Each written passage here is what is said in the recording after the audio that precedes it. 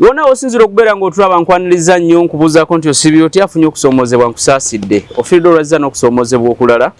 asobodde okutuuka ku buwanguzi nkuyozaayoza tuli ku MS Media nze Matiya Sekanjako nyina Sentamu Mukasa Sewandagi munnabyabufuzi munnamateeka munnabyanfuna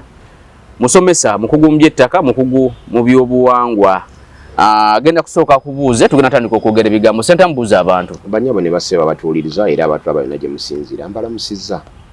afunye ebirungi mu bulungi kusanyukiddeko naawe afunye ebizibu ebitali birungi nkunakuwaliddeko nkwebaza ggwe alina gw'oyambye okuba obulungi bukyanga omwaka guno mutandika kubanga omukisa guli eri oyo agaba so si eri oyo afuna nkwagaliza okuwuliriza okulungi kale tutambula ne bannaffe aba Sweet Valley Islamic Nursery and Primary School essomero lisangibwa Kibajjwe Degeya Bombo ja nursery mpaka kibiina kya 7 ku kibiina ekyo 7 balina center number eya UNEB ate balina center number ey'eddiini abasomesa batendeke environment nungi esobozesa omwana okusoma obulungi abaana balya bulungi abaana basula bulungi ebisale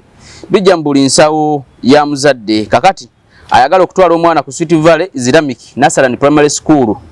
Kibajjwe Degeya Bombo ogenda kuba ku namba zino wamanga 0 808 ne 0 Sweet Valley Islamic Nursery and Primary School Kibajjwe Degeya Bombo gyoba otwala omwana batandika dde okubawandiisa mutwaleyo okuva ku nursery mpaka kibiina ekyo tojja kwejjusa Sentamu Sewandagi gwe nnyina tugenda kwogera ebigambo naye bwetujjidde olwaleero nga Mathias Mulumba Walukaga yenga bwamuyita naye nga agali mu Kakonge ye Mathias ye Walukaga Mathias yali avuganya Busiro East nga NUP gwe wadde tikiti oluvannyuma omusajja Kalimiro John ne kakati atannaba kutegerekeka bulungi yagenda mu kooti yagenda mu kakiiko k'ebyokulonda naye mulugunya ku mpapula z'omusajja Walukaga akakiiko k'ebyokulonda ne kamufulumya ku ground ya expire nti amplitude test gye yakola yali yayitako oluvannyuma yagenda mu kooti mu high court ne bannamateeka be high court wansi w'omulamuzi Simon Peter Kinobe era naye ground yali ku ya expired nti the only qualification Walukaga had already expired nti ekyobuyigirize kyokka kye yayina mu budde obwo kyali kyaggwako olwamunominatingira tugenda kwogera ebigambo tutandika n'ensonga ya Walukaga okuwagira Magoola Sewandagi gwe ng'omutunuulizi w'ensonga Magoola wawagirwa Walukaga Magoola alina kye yeeyongerako Walukaga ayina ekyamaanyi kyasobola okufuna mu tugite collaboration eno oba ayina we yayokyereza we yasuulidde akabonero tutandikiraawo ekisooka ssebo obubaka bwa Mwami Henry Bazira nabulaba owa Quality Junior School ayongere ku ssente yabwogedde ssebo yabuweereza nabulabye ne ssente era abuulidde anti agamba nti olumula kumpi luweddeko tutandika 26 tutandika 26 January abaana okusoma so olumula luweddeko naye ajja kusigala yengo okyamupromoting atekeko naye naabo bova okulanga abasiraamu bagambe bakuwe ku ssente kubanga nze nfuna amasimu nga babakubira abo abasiraamu bo basasula era lisiti yaabwe nagibawadda obudde bwabwe buggwako nga tupoozi nga paka ebaleeta endala kakati Mathias Mulumba Walukaga nga tannaba kuwagira Magoola yasoose kuba luyimba omwaka gwa 2025 bamujja ku baloti era n'agamba nti bamujja ku baloti n'obuyigirize ng'obuyigirize bwe National Council for Higher Examination yali emaze obukola Sawa Education yali emaze obuyikwetinga bukakasa ekyo nno kya bulabe omuntu naye akakasa nti teyasoma okubanga bw'akwata omuzindalo najja eri abantu asigala akyekangabiriza ng'agamba nti yasoma naye nga mu nnyimba 3 yayimba oluyimba tomala gasoma n'ayimba oluyimba ntugubadde lwa fiizi n'ayimba oluyimba palamenti yaffe tomala gasoma ntugubadde lwa fiizi palamenti yaffe mu nnyimba zonna 3 ye yennyini nga Mathias Mulumba Walukaga yatukakasa nti teyasoma mu ntugubadde lwa fiizi yali abuulirira baana ng'abagamba nti okuba nti bombuuza ebinkwatako nagamba nti nze nina ettutumu ne ssente nzirina naye ebyo osobola kuba nabyo ng'olina ekitone nga nze atalina kitone soma.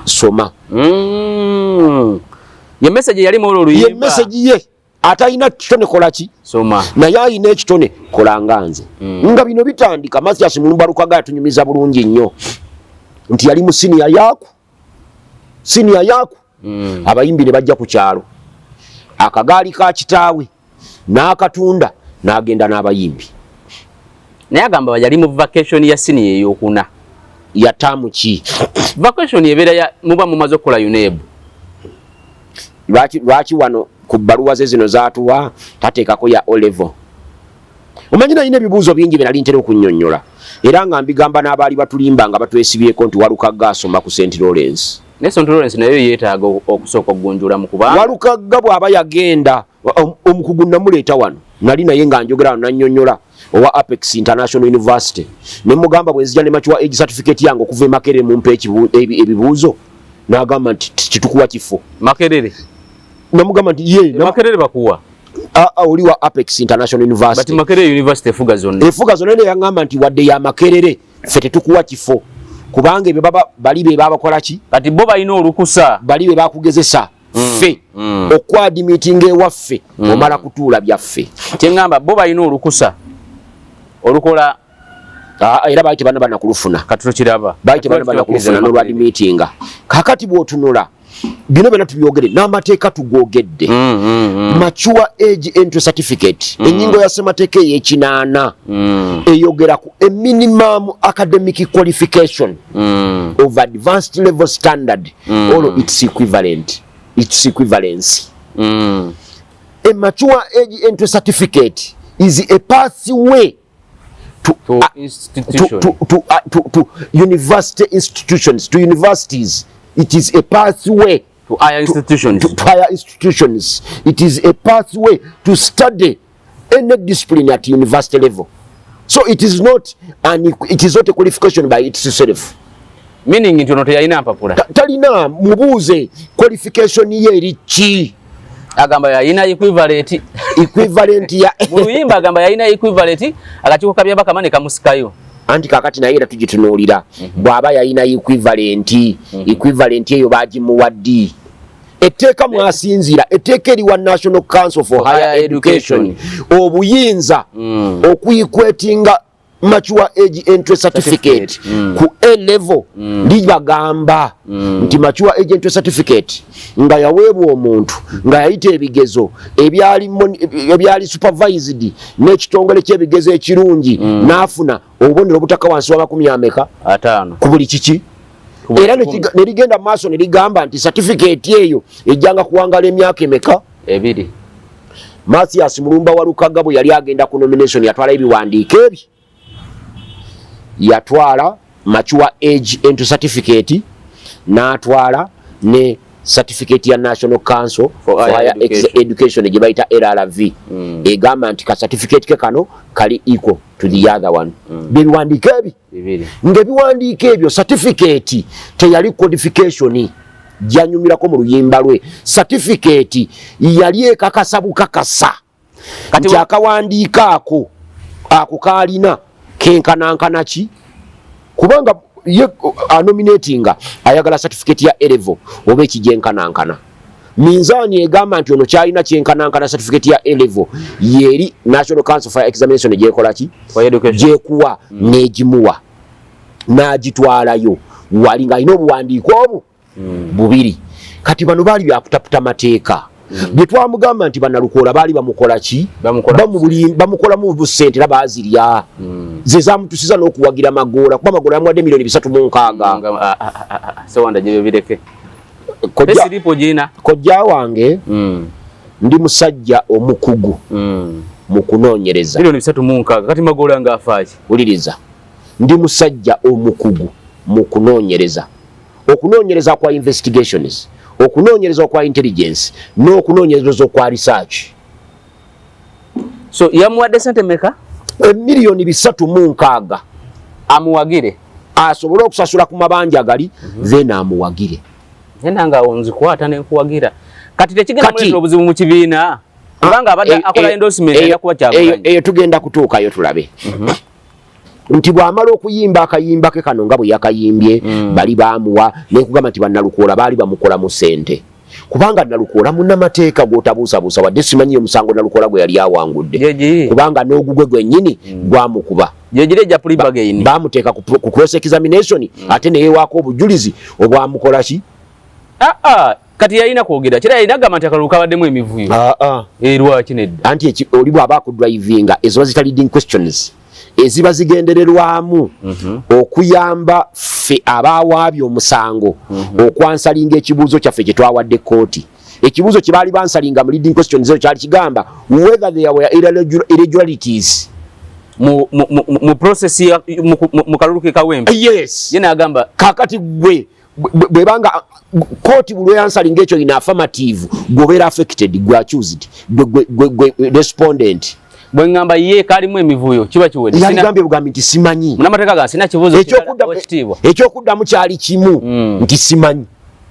nti walaba bakuba emigo ne bakuba abantu ne babaze nti ze saabalaba ebyo yali abiddamu ye Nalukoola nti ye nga ye yawaabye so kati kitegeeza munnamateeka wa Nambi yatomeza Nalukoola munnamateeka omukulu era tewali mujulizi yabakolera teri muntu yawa balamuzi bujulizi bw'abayamba kusazaamu kulonda okwo nga Nalukoola nti okaba kalimu emivuyo nga naawe okkiriza ate nga noye ground kwe yalopedde emivuyo kitegeeza akalulu tukasazaamu kati gana amateeka gali very clear ennyingo namba 9 tugisoma bulijjo eyagamba nti certificate yonna mature age entry certificate tusooka ku namba 8 kubanga nyingo namba 7 akatundu part 4 ke kagamba nti equivalent nebyo byenkanankana ebyo enyingo namba 8 yetandika akatundu part 4 egamba nti mature age entry certificate namba 8 akatundu akasooka mature age entry certificate manya certificate eva musemateeka muki enyinga yeva musemateeka bwova mu nyinga y'ekinana musemateeka egamba a minimum academic qualification of advanced level standard or its equivalent as parliament may prescribe ninga parliament weribe esazeewo mu tteeka kati parliament netisaawa etteeka the universities and other tertiary institutions kati enyingo mweva then neyingiramu mweri etteeka mwe muva legal notice namba 12 eya 2015 legal notice namba 12 eyo yewa National Council for Higher Examination nti ebiwandiiko for higher education lwaki ogita for higher examination for higher education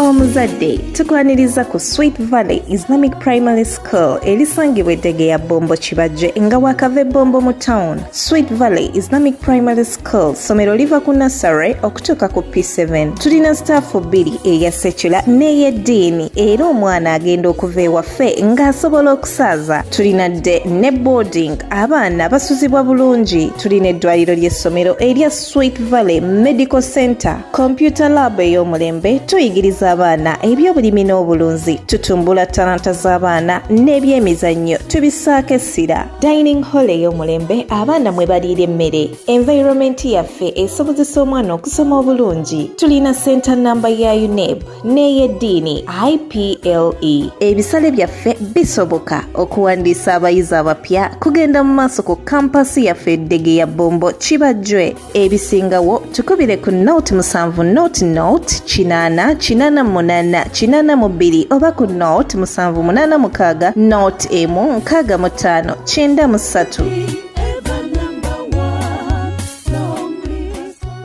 nga bijja kuba byenkanankana ne A-level kati mbiwandiiko byennyonnyola mature age entry examination eri namba meka namba 2 kati bwetuuka mu namba 2 mukawaayiro ako kenyini aka namba 2 egamba nti mature age entry examination eyo enaabanga eweereddwa omuntu ng'ayisa ebigezo ng'aweza obubonero 50 n'okwambuka waggulu ejjanga kubeera n'obulamu bwa myaka egi bwa myaka emeka ng'omuntu tayenera olinze etteeka si bwe lyagamba ebyo omuntu tandyenololinze ebyo Mathias Mulumba Walukaga balooyazi be bagenda mu IU. That is the letter from IU indicates that the certificate expires for 2 years. If someone doesn't enroll further studies. yali ebbaluwa okuva mu ki IU naye ye ebbaluwa si tteeka. Etteeka lyagamba nti certificate bw'oba ogifunye nga academic institution yonna egikuwadde ya valid for myaka emeka teyateekako qualification yonna ne bw'oba ogenze n'osoma diguli yo emyaka gino ebiri no certificate ebaki kati mbadde nkwisa Walukaga kati Sewandaje ebyo byonna wabitunyonyera twabitegeera byonna nti tutagala okubidde mu kubanga abantu bakyabiyimirirako nsonga y'amagola kujja Walukaga okuwagira amagola alaba abantu bakyabiyimirirako okwagala okubitubuzaabuza ebyo byonna twabinyonyera njagala okatewaawo okubabiyimirako kubanga ne president w'NUP agamba bwafuka president agenda teeka by election yakkiriza nti Walukaga alina qualification era yaggiwayo mu bukyamu even Walukaga ne ekibiina kya NUP kyonna kikkiriza nti Walukaga alina qualification but akakiiko kabyabakama ke kaleese ebizibu. Waliwo omusajja bamuyita Adolf Hitler omunazi yali ayogera ebintu ebikulu ennyo yagamba nti kola obulimba nga bunene bugejjulukuse make a big lie bw'omala okumakinga big lie repeat it oftenly buddingana olutata obulimba bw'omaze okukola nga nawe okimanyi nti bulimba buddingana olutata abantu bajja kubukkiririzaamu bano bamanyi nti buno bulimba babuddingana olutata kubanga kankubulyeko Kyagulanyi gw'ogambye munnamateeka asoma amateeka mu Cavendish University era etteeka alisoma alimanyi era amanyi bulungi nti ebbaluwa ya IU si tteeka era etteeka kirisoma akikola ki akimanyi kiritegeeza kati okusigala nga insistinga nti byali bituufu kugejjulukusa bulimba bwe abantu babukole ki babukkiririzeemu naye mu luyimba olwo ayimba ku Medad Lubega Sseggona ng'omulundi eyajja Nakasozi n'asenga nakyo katukyogere katono nga tetunagenda yalimbye Medad Lubega Sseggona Nakasozi waali bw'okwata liri ekkuba eryambuka e Buddo osookera ku ddwaliro eddwaliro liryosookako lya mukyala wa Medad Lubega Sseggona era Medad Lubega Sseggona yalizimba ng'abantu abasinga obungi ab'omu kitundu ekyo kyonna bamala okuwa bbiiru nti emitwalo egi ne bagamba nti osasulako haafu omubaka ezirala sasula endala mubaka yazisasula Pozi Medad kifaanako nga nze bwe nakugambye nti omukyala omusawo yafiire no mu kasasiro w'ekitezi yali muganda wani wa Medad wa woonono wooli bambi kati ekyo kifaanako nga nze bwe nakugambye nti bw'ompa omwana wo emitwalo 5 endala nze mba nzisasudde ekayanja entegeragana yange n'abeekayanja tekukwatako mu Quality Junior School bwekyali naye okuva ku ddwaliro eryo okutuuka ku maka ga Medad Lubega Sseggona waggulu eri olabayo waliwo acres ezisukka 5 awo wonna wa Medad Lubega Sseggona okuva ku Medad Lubega Sseggona wano kati wayise ku luno oluguudo kati kwata ku Masaka Road okuva awo otuuka ku Masaka Road wonna wa Medad Lubega Sseggona akali amaggwa Medad Lubega Sseggona mu Busiro bamuzaala Bunono Entebe yewaabwe Bunono Ntebe mukwano gwange Mathias Mulumba Walukaga yava waffe Kinyerere bali mu Villa Maria Parish mwe muli ekyalo Bbaala nze jjajjange Tofiri Kigogwa Kaddu kwe yasibuka Maliko Nyanzi Serwanga jjajjange kwe yamuzaalira alyoka ajje Maganjo naye mu Villa Maria Parish ebyalo ebisingako abalundi biri bisatu Kinyerere Kibisi nabali awalala waddako naye ekyalo Kinyerere kyekyalo kya Mathias Mulumba Walukaga kwava ekyo kyekikulembedde mu kubeerako abalundi abangi Sewandaje omusajja mwamugusa nze ndiwe ebbaala byenkubulya njagala obe ng'obikola ki ng'obimanyi nti Medad Lubega Sseggona si mulundi kaakati kati tuvuddeyo tutuuse wali Medad Lubega Sseggona waali mu makaage ekitone alina acres 7 mu Nakasozi kale tukkiriza yava bulungi waawa mu Nakasozi alina acres 7 ku acres 7 ng'omuntu afudde obulako woziika omuntu kati Mathias Mulumba Walukaga emaya ayina wa 5 ku 10 ewera ate nayo ewera ate nayo 5 ku 10 Medad Lubega Sseggona yagigula si kituufu endagaano erimmanyaga Masias Mulumba wa Lukagga wandagaano si wakyapa kikyapa kiri mu Masias Mulumba wa Lukagga nga bwe nakwata gwe kati nze kankubuulire nze bwe mba nsoma Makerere ku university eno diguli yange gye nsoma nina abanyambako naye bwe ngenda okusasula fees oyinza okusangako nga mpandiiseeko nti Matiya Sekanjako eri Makerere gyekiri kati njagala kino kijje ku nze ploti eyo Medad Lubega Sseggona yagigula n'agigulira Mulumba bazimbewo ennyumba basobole okulwanyisa Kiyimba mbu yali nnyo mu bumenyi bw'amateeka bw'ettaka n'amuteeka waawo kakati naawe mbuulira owayiike 7 n'owa ploti eya 5 ku 10 ani gwe basobola okuziika ewuwe bonna babaziika 5 ku 10 baziika mu omuntu nedda ssebo mbuulira waani gw'omanyi nga wali ploti ya 5 ku 10 we bamuziika aba tayagadde oli munnamawulire era oli mukulu munoonyereza mukugu mbuuliraayo ŋŋambe nti gundi twamuziika mu 5 ye ku 10 era bonna aba 5 ku 10 owe Kinyerere eri mu balundi banne gye tugenda okukola ki okumuzza naye njagala ombuuze kino kye yakoze nga bw'okibuuzizza nti Medad ono okugira bw'ati bino byonna twabibala tewali kye tutaabala ogambye n'okugamba gwe mu kusooka nti Kalimiro tomumanyi tomutegeera kankubulye John Kalimiro bamuyita John Lubowa ffe tumumanyi nga Kalimiro bw'otuuka ewa Kiso mu trading center ewa Kiso ntabulagirira toleta musajja bizibu tulina bizibu John Kalimiro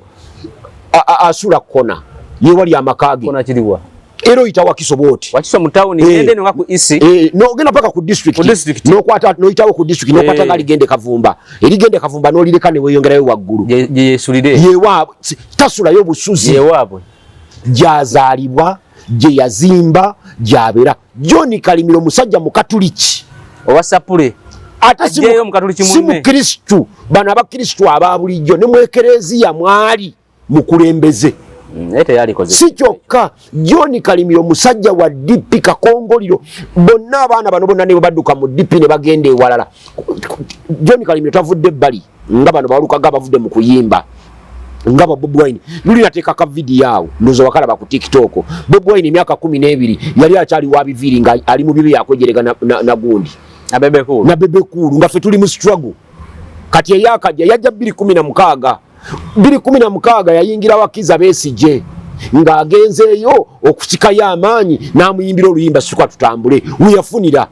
era by election ewa 2017 Bobi Wine watandika ebyobufuzi tudde wane wa Magola ne Walukagga ina kyasoba Magola ina kyasoba ofuna Walukagga njagala otunule kubanga agambe substitute dangerous aliawo onasamba ekisanja ze lwaki ntandikidde ku luyimba oluyimba ndutandikiddeko kubanga Walukagga yaluyimbye mu kutyobola n'okuvoola nga gwavoola minisita wa Kabaka fa Abaganda naddala abayivu tulina ekitongole kyaffe mwe tutandikira bakiyita Nkoba za Mbogo Nkoba za Mbogo gye batestingira omwana omutolo liteye n'oyita mu Nkoba za Mbogo n'otuuka Ssaabasajja Kabaka okuba minisita ku myaka egitawera 25 Kabaka n'agamba nti oli minisita ku lukiiko lwange omanya nti you are trust omanyi ffe mu Buganda babakuwa obukulu tumala kunoonyerezaako naabo bowulira nti simanyi balundi baki balina abaabaleeta ne tumulaba nti oyo musajja wadde mulundi oyo musajja wadde mulundi naye engeri jazze nga arisinga mu ranks z'Obwakabaka bwa Buganda aliroyo Higiro Ssemajjege yali sipiika w'Obwakabaka bwa Buganda nga musajja Munnarwanda naye oyinza okumunenya okubaako kyonna ky'ogamba mu nkubiriza gye yakubirizangamu olukiiko tosobola kubaako nangeri yonna gy'okubiriza gy'onenyamu mu nkubiriza ye gye yakola ki gye yakubirizaamu olukiiko kati abo tubalaba naye Medad Lubega Sseggona yali tested Medad Lubega Sseggona yabeera mu Bwakabaka bwa Buganda n'abuweereza n'omutima gwogu ne mu kiseera gavumenti we yali egulira abantu ng'ebawa ssente empya n'enkadde Medad Lubega Sseggona teyasala ddiiro okugenda wa Mwami Museveni so nga byali bimutwala byali bingi ng'era obusobozi abulina Medad Lubega Sseggona amulekawo yekka yakavuma Uwekitibwa Kaya Kavuma n'amugamba nti weereza kabaka. Medadi Lubega Sseggona ne bweyafuna scholarship ng'akoze bulungi ebigezo byagenda asomera New York teyagenda kubanga ali minisita wa kabaka. Ng'okugenda kitegeeza nti akubye kabaka obuki? Obwami. Kakati abamwepimako bano abazze bayimbi obuyimbi kabaka n'asiima nti omusajja atuyimbidde ennyimba ku Buganda. Katumuwe ekirabo. Ne Ssebata yakifuna. Ne Kafeero yakifuna. Lwakuba nti ono yakijanjawazizza nnyo n'akiwanika waggulu. N'ebyo bino ebitibwa bitugaba bulijjo awo tekyenkanankana muntu abadde minisita wa kabaka. Medadi Lubega Sseggona bwe twali tutwala ekiwandiiko kyaffe ewa Ssempebwa Buganda ng'ewandiise ekiwandiiko ekigende wa Ssempebwa yali omu ku legal draftman abakikola ne tukitwalayo. Kati kusawe no bw'oyimba oluyimba n'omulengeza gwe ogamba nti oli Muganda ddala era nga gwokkiriza nti oli ye muki ye Mulundi ate n'owagira Magoola Omusoga.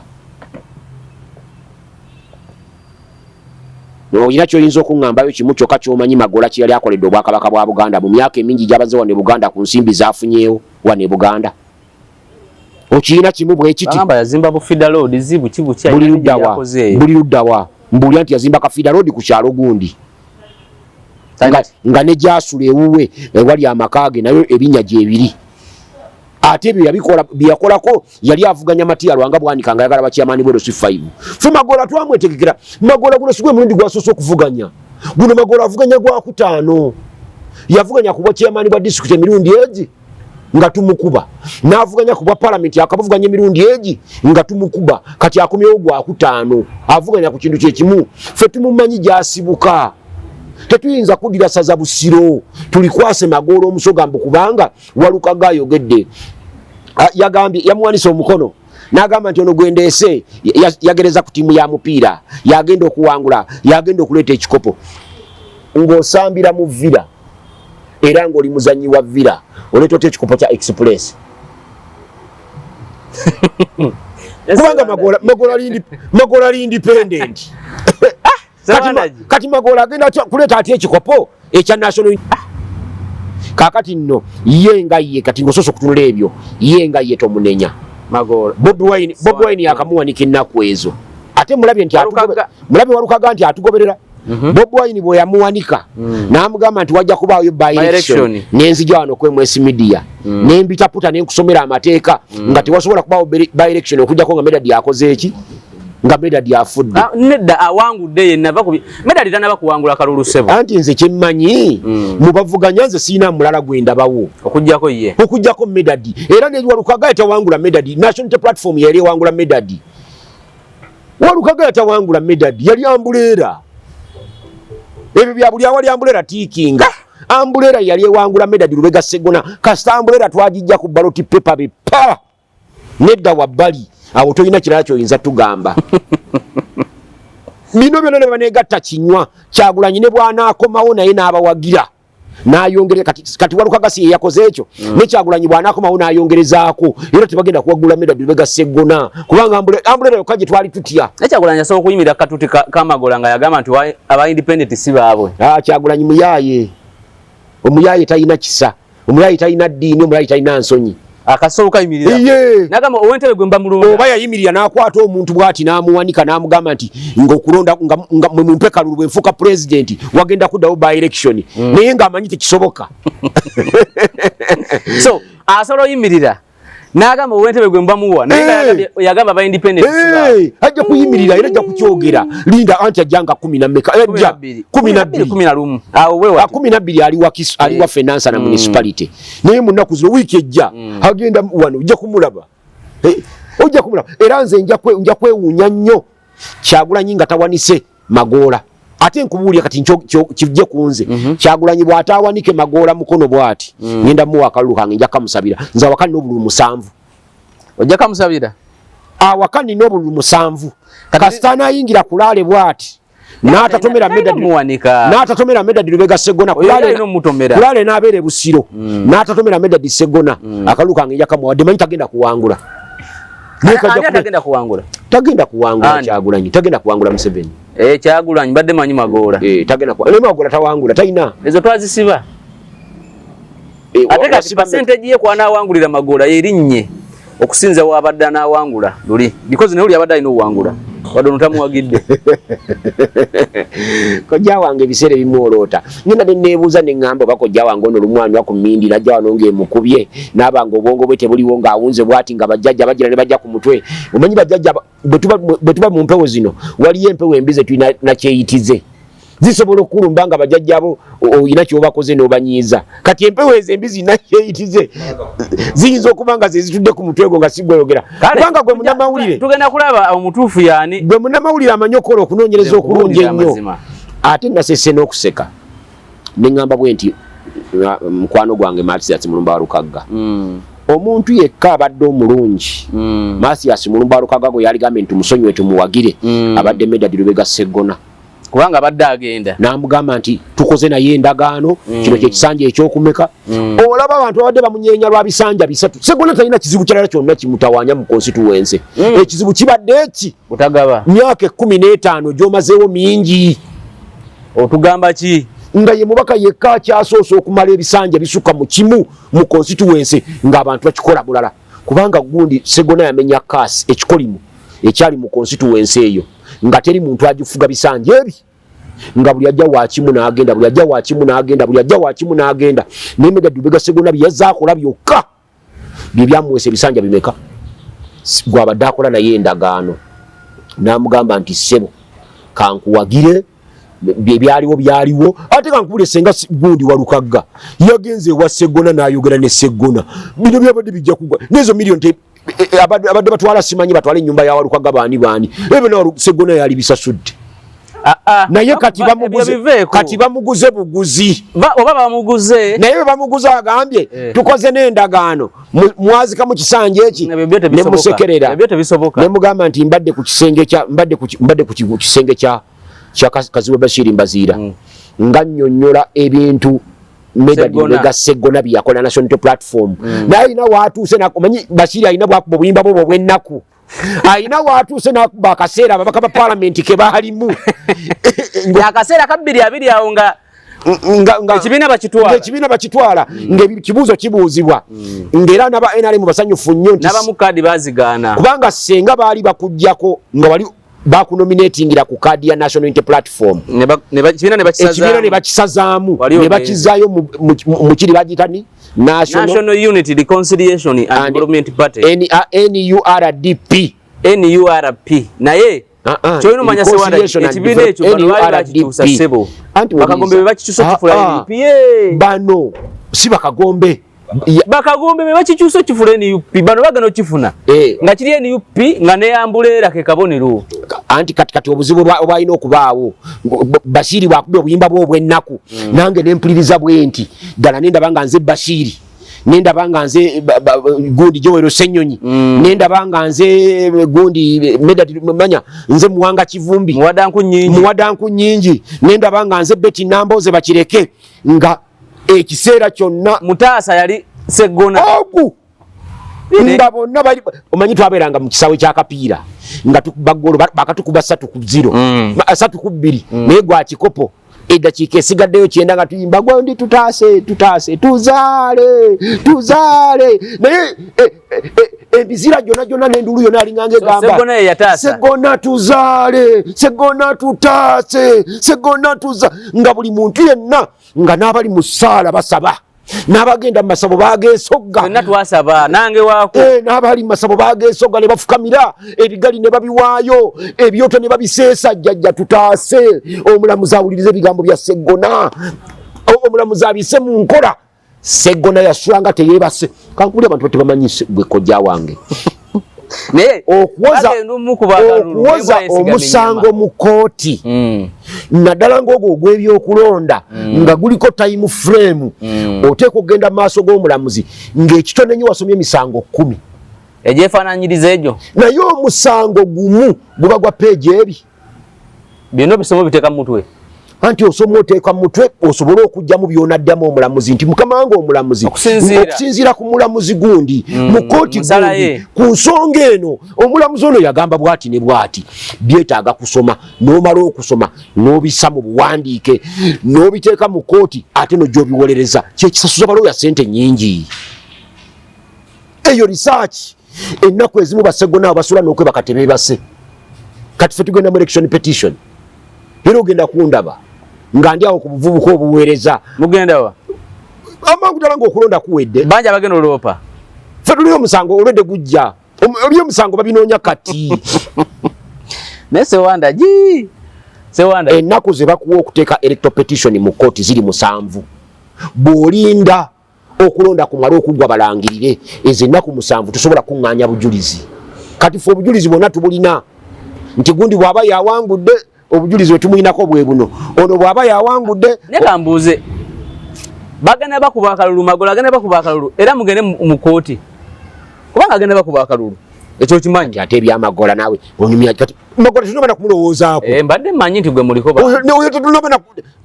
ffe kankuwulireko mu batugoba nga tugenda Magola taliimu tataliimu taliimu ate ono munyaneeza kale kubanga munyaneeza yakyusa n'erinnya ffe twakabuulira abaganda wano nti musajja oyo mulungi munyarwanda Walukagga wegindi eri Magola kimwongerako dirwe ne mwongerako oba enkolagana eno njagadde kutandikira ku Walukagga ye gwe nsookeddeko nti Walukagga ekisooka alina ebizibu 2 wadde nga yali akoze Sseggona ekikyamu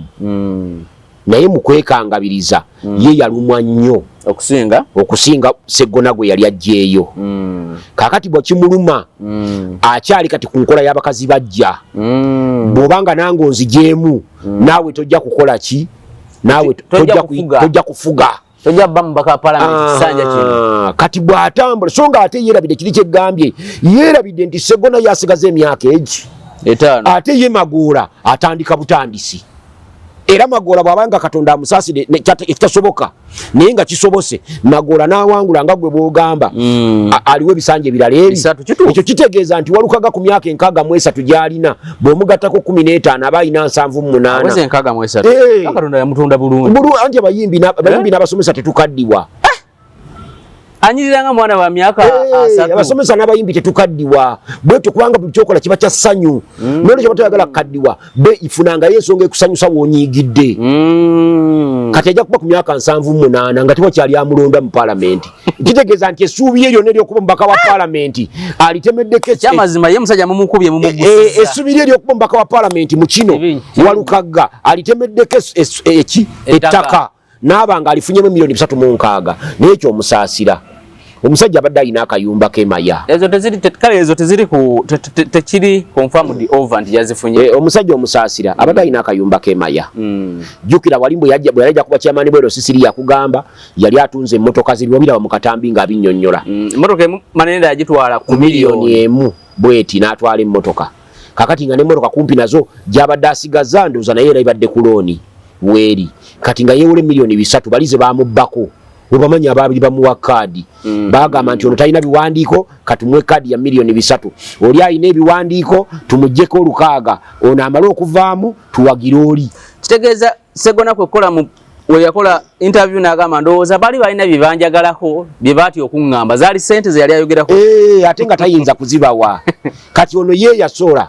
n'akola ki n'ayitawo kakati musajja wattu nga atubidde mu bizibu Walukagga ng'alina nekiri ekimwambadde musajja ono anzijamu atya era wamulabanga nga bulwayogera akasajja ate bannanga abantu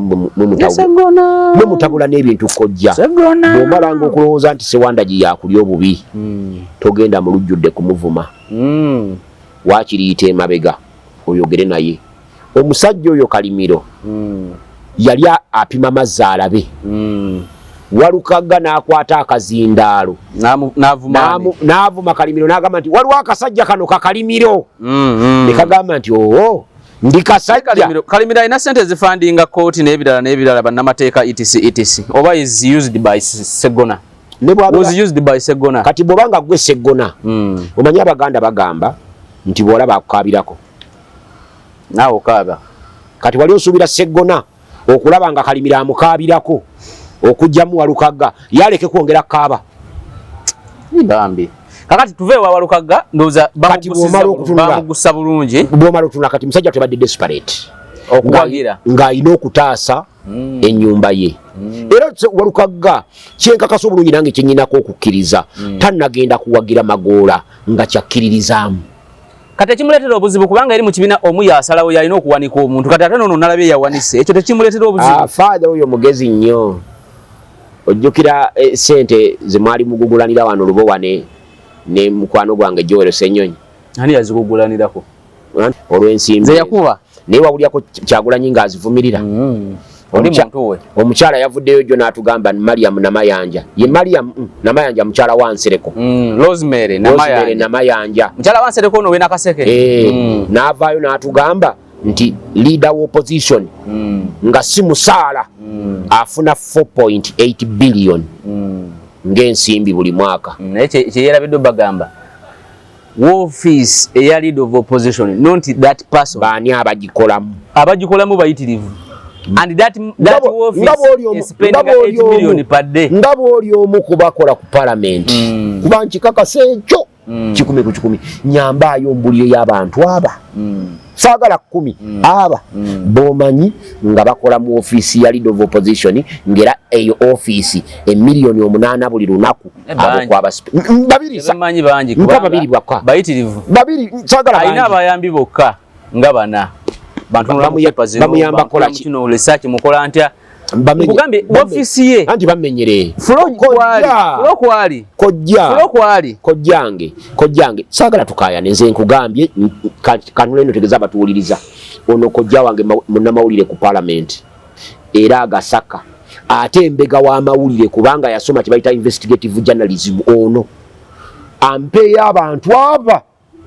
kubanga akkiriza n'okukiza amanyira okumanya nti office ya LOP esasanya miliyoni 8 buli lunaku mpaya abantu aba bomanyi nti gundi ne gundi be bafuna ku miliyoni ezo 8 buli lunaku era mbuli ne sente ze bafuna Sewandaji gwe kimanye office buli jaji sabiranze mwe close up office Sewandaji office ye spending a sente ezo but not that person ingase kuki cooperation zikola ki mpaye kintu kimu operation zizalidde opposition tuve wao Sewandaji close up webale nnyo mume close up gimujjeko ginzirize ensonga tazirina ageza kukolereza buwolereza kati njagadde okulaga nti Namayanja Nsereko yakugambye nti oyo afuna 4.8 billion omwaka naye bojja ku ground ozinoonyako nezikubula kyazigize ekikyazikoze wadde mu constituency Nakawa kuba mwe babadde nga bamubuuza constituency Nakawa kubanga ezo sente kankubuleko sente ezo kyezikola Sewandaji mukwano gwa Ssenyonyi bwenfiirwa Ssenyonyi asobolera ddala bulungi nnyo okugamba Sewandaji mwoyo miliyoni 2 zimuyambe mu kuziika nenzisayiningira era nenzitwala tebalina bamuvunaana kubanga eyo vote weeri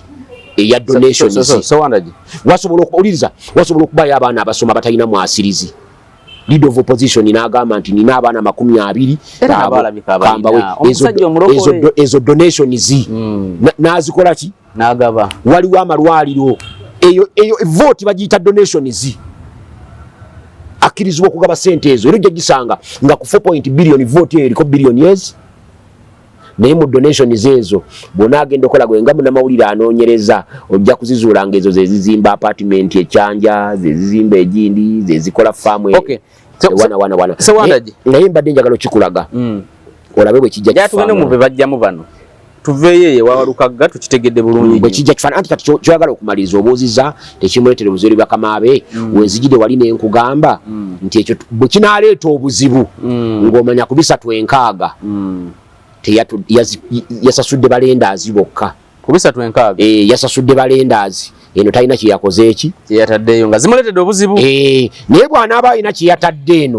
ogenda kulaba enkya oba olwaleero ogenda kulaba press conference bangambye anytime bagenda ekibiina kirina okwenda osinga Magoola naye kyenniza okulaba ye Kyagulanyi okuyimira katuti k'Amagoola ow'Entebbe fekyo twakikugamba tulinda Lubongo y'okwenda osinga Magoola lwansonga ajja kikola nga yagamba ti independent si wa bamuggyako miliyoni 4 they must account for that money Walukaga yalidde 360 that's why he had to account for that money Magoola teyeetaga kati kulonda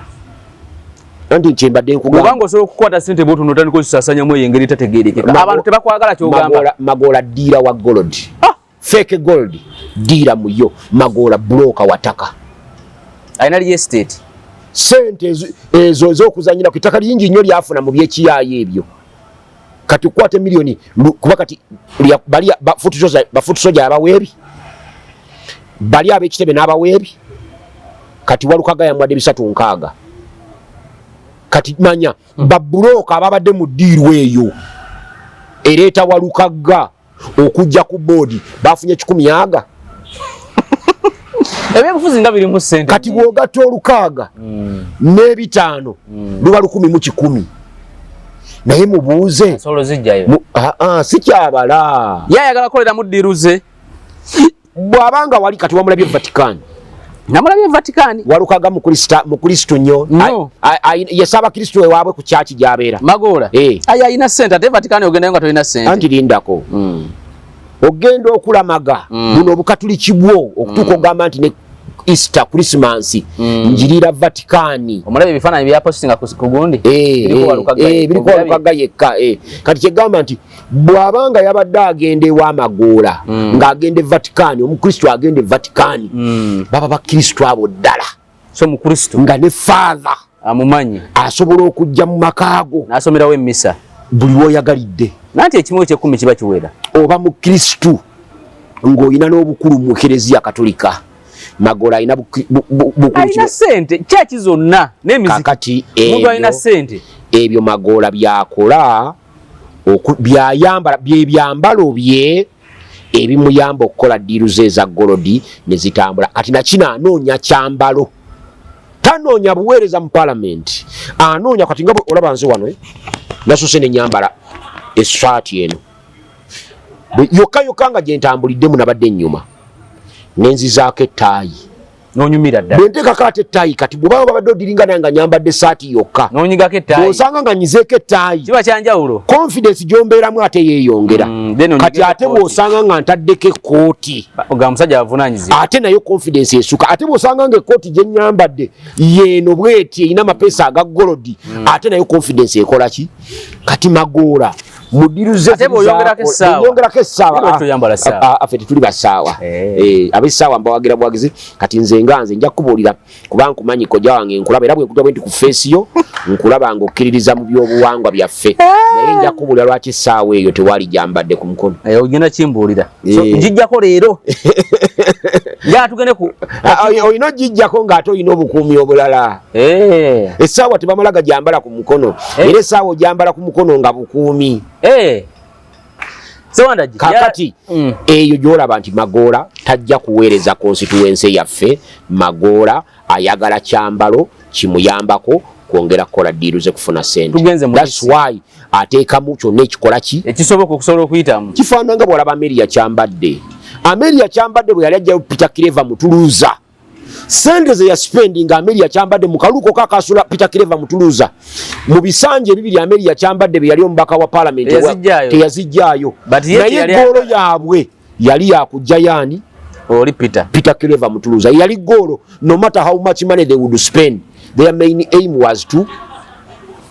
tugende ku isi speed tuli mu kumaliriza isi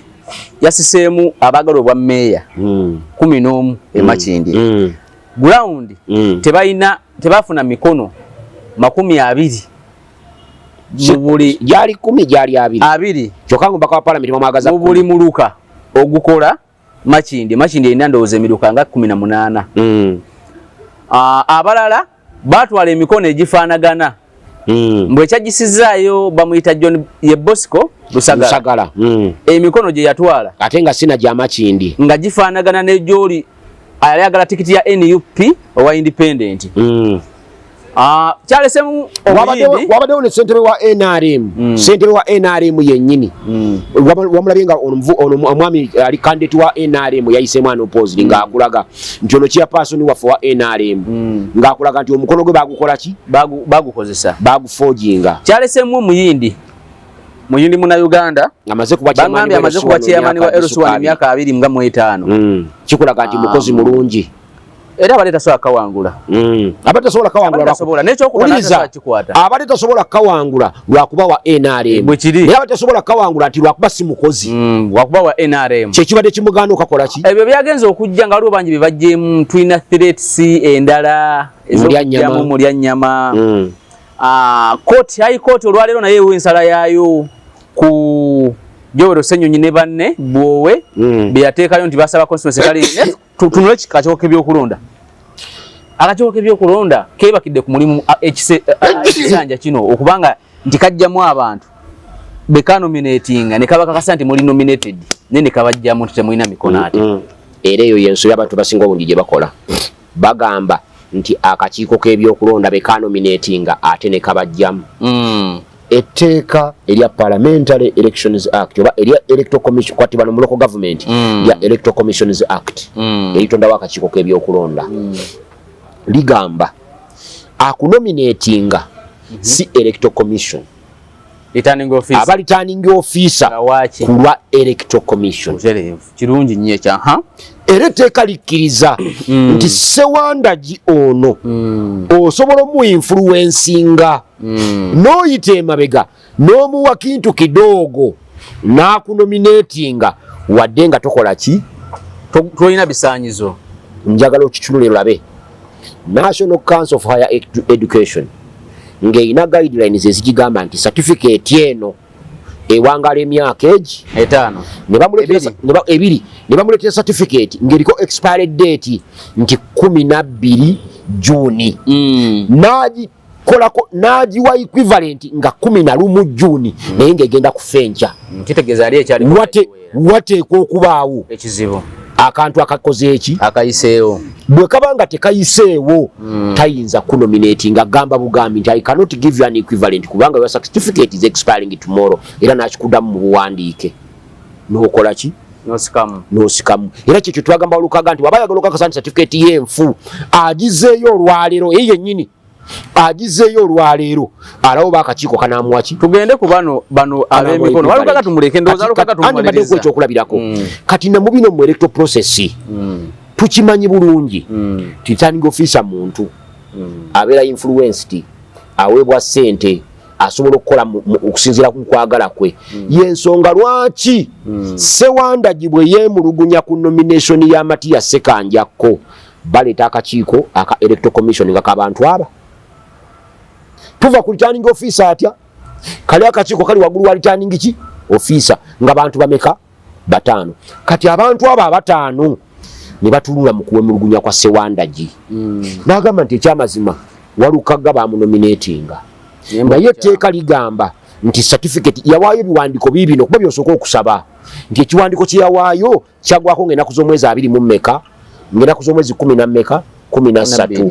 12 kyagwako najja nanominatinga 12 Juni najja nanominatinga nga 23 October kiyakozesa kyali kifu nawe nojja ne weerwanako nolete ebbaluwa nga olukaga bwe yazikola ki bwe yazireeta tutunulire bano nze ng'omusomesa nkuwa ebyokulabirako ng'obirawo bitambula njagala olukaga tumuleke njagala tutunulire bano be bajjeemu olw'amannya anti kati nkutunuuzaawo akakiiko k'ebyokulonda bwe kamala otutuulaawo ne kakakasa nti okwemulugunya kwa Ssewandagi kutuufu kakusazaamu kati onajja agamba nti ate kakuli etteekero kye ligamba etteeka bwe likugamba nti ojjanga kufuna emikono terigamba nti emikono emingi ennyo 20 kigamba nti eminimum of 20 kitegeeza osobola okuleeta 300 bwe kiri oli nambuuza ekibuuzo nti foomu ebaako silotisi mmeka foomu emu ebaako silotisi 10 naye osobola okwokisaamu kuba aba local council kuba parliament ebaako abantu 10 naye electoral commission bwekuwa foomu eyo ogyokyamu kale bw'omala ogyokyamu bulungi nnyo n'oleeta emikono gyo 10 gwe n'ogikubawo n'obagamba nti mulonde bwe basanga nti guno mufu nga kulisiti oba okyayinako wonna oliza lindako katono totumala ssebo oyagala nkinnyonnyole badde nsaba omalirize mu butikitiki n'ennamba ye y'essimu ogibasomere njagala kino nkimale kati obuzibu bwe twafuna nti mu kulonda kwa 2021 twayingira ffe mu kamyufu ka NRM ne tuka influencinga n'abalonzi baffe buli abayitanga mu kamyufu twawagiranga oyo gwe tulaba nti gwe tunaawangula n'ayitamu ne NRM nedda mu nsiko netuyiyiza kati abaali batunoonyeza emikono baali baabwe era bano bassentebe ba NRM bwe walabye bagamba nti be banominatinga Lusagala bajja nga bamulimbye nti tukuwagira nze ndi wa NRM wadde ndi wa NRM nkola ki nkuwagira era namugamba nti okumanya mwami Lusagala nkuwagira leta nkuwe n'omukono wonna uliriza katumale ensonga eno leka ensonga yeno nti wadde oli wa NRM nkuwagira kati namuterako omukono nga balinze nti tujja kugwegaana kati akakiiko k'ebyokulonda kajjemu abantu 10 n'ogu linda lwalero bwowe naye agenda kulangirwa n'opposite naye ayinza okulangirwa n'opposite naye nga kiri kituufu kubanga tteeka so bano bannaffe baamanya obuzibu obuli mu tteeka ne batalikozesa next time bajje bakole ki enamba yange mukwano gwange onneetaaga 0702 43 88 52 0702 43 88 52 kojja wange era ntutte kaguddeyo kubanga nkutte kuwaluka gaawe bwawagira naye bambi walukaga twamujja ku ballot paper wonna obadde osinzira okubeera ng'otulaba olunaku olwalutambula ne Sweet Valley Islamic Nursery and Primary School somero lisangibwa Kibajju eddege ya Bombo abasomesa batendeke abaana balya bulungi abaana basula bulungi environment nungi esobozesa omwana okusoma obulungi ebisale bijja mu buli nsawo ya muzadde enamba z'essimu ze zino kwogeno bafunira 7008088882 ne 0786 0 M6 5 9 3 akuume